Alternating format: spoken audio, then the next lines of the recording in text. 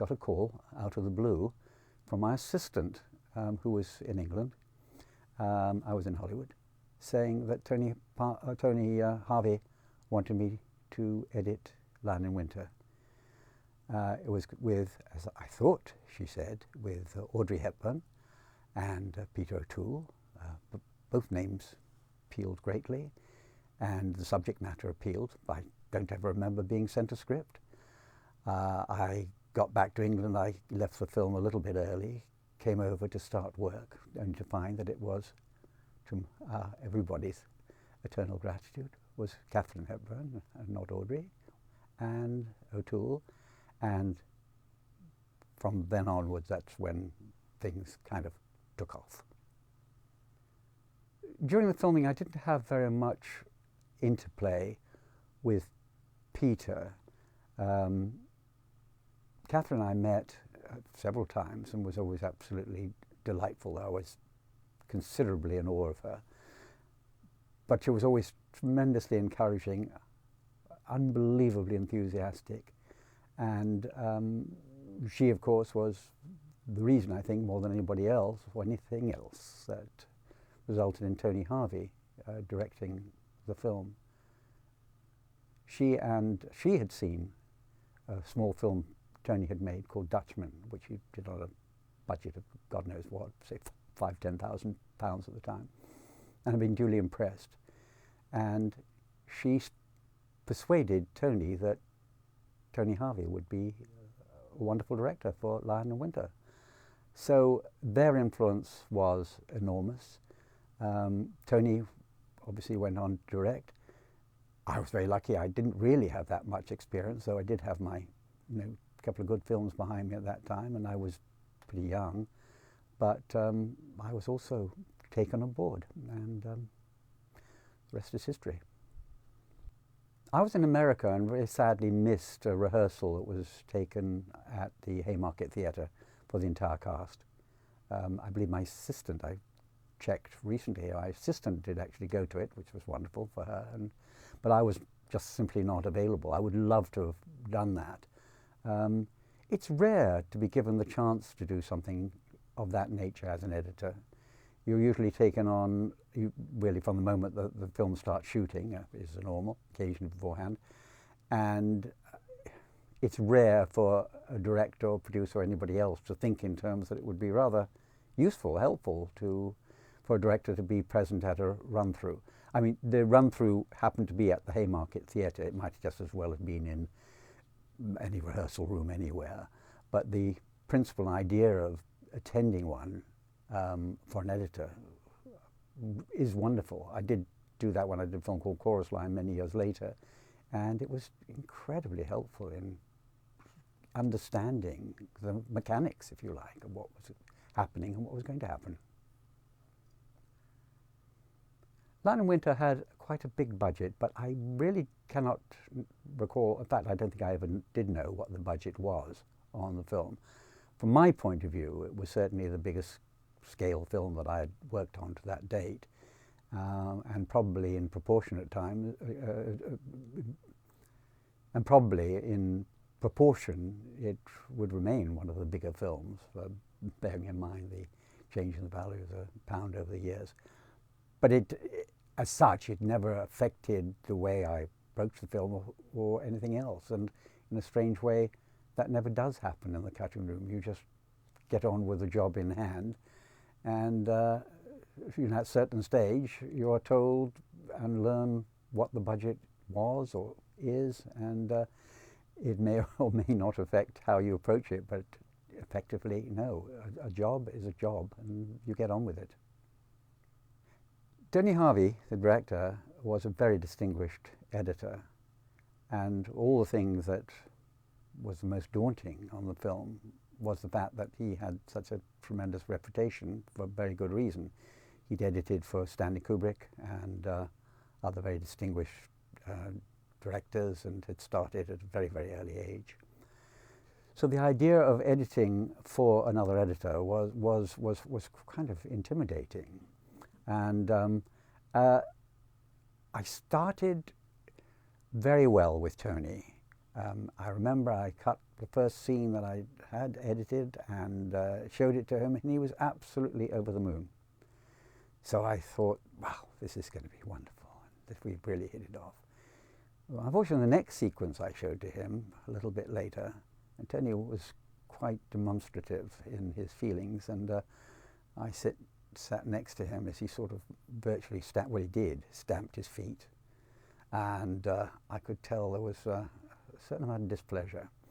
So now, we never really went on to it, except he did say, which was another expression which I grew to fear for a short while, I know exactly how it should be. That's not a good thing to tell an editor. And the thing is that one editor is saying to another editor, I know how it should be, and you haven't done it right. But time passed. I continued on the film. I think I didn't show him very much material for a little while. And I think the next time I did, and he seemed to be quite happy, but I decided that I had to have a face-to-face confrontation, or discussion at least, with Tony. And we were in France on vacation. And I went to the set and I waited until Tony was between shots and I could have a little chat with him. And I said, Tony, you know, I don't think things are working. I'm thrilled when I show you a sequence, and you also are delighted. But it seems that if I cut anything which isn't as you had imagined it, it seems to be an unmitigated disaster. And so I said, Tony, if I'm going to be allowed, and you want me to continue to work on this film, you've got to allow me the freedom to express myself and try to give you ideas. And I can only say at this stage that if in the whole course of the film, and bearing in mind that you always say you know exactly how a scene should be edited, if there's just one idea I give you, then it's worth the whole time. And Tony took it on board, and in the sort of traditional happy, everybody lived happily ever after, we then established a wonderful relationship. It could not have been better. And from that moment, yes, we literally had a marvelous time. And Tony did allow me to express myself. And I would always say to Tony, if you didn't like something, you know exactly how it should be, so be my guest. Well, it never happened. He didn't. But he did, actually. He took one small sequence, which is when the King of France arrives to meet with Henry the first time. And there's just about 4 shots, I think, of the King of France treading through a whole mass of dogs and so forth. And Tony said, I know exactly how this should be cut. So he said, well, go on, take a cut, I'm going away. I do remember, and my assistant will bear out, that there was a massive film all over the place, on the floor, God knows where. He spent 2 days on it. He came back with just one cut, which is slightly different from mine, and which I always to this day maintain that he made me put a very, very bad double action into the film, but that was between ourselves. And that was the last time he did it. No, we then had a marvellous time, marvellous relationship, and that continued through to another 2 films, I think it was. It would have been more, but things called me away. When one looks back on a film years later, I think, well, directors invariably say they can't bear to look at their films because they would have done everything in a different way. Whether it's actually true or not, I don't know.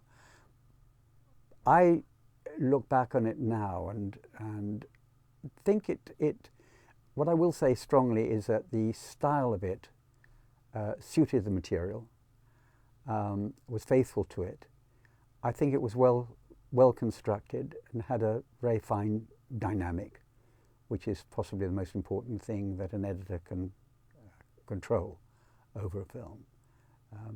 However well any individual scene may be edited, what matters in the end is that the whole piece is cohesive, has a dynamic, has a flow, and has the ups and downs, provided obviously that a script will allow it to a large extent, but times in a correct way to allow the big moments, exciting moments, if you like, though excitement isn't particularly a word I suppose one would use about Lion and Winter, but allow them to simply come into the film and be there at the right moment.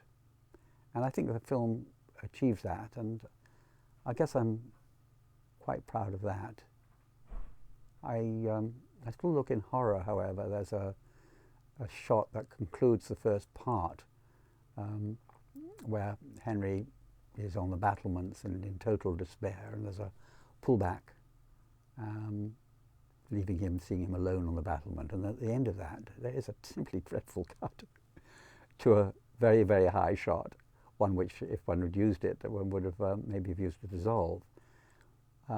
I think, if memory serves, that was the moment that the intermission occurred. So I will make excuses and think that that was the reason that I did it. But I'm not proud of that one. But for the rest of it, I'm pretty happy.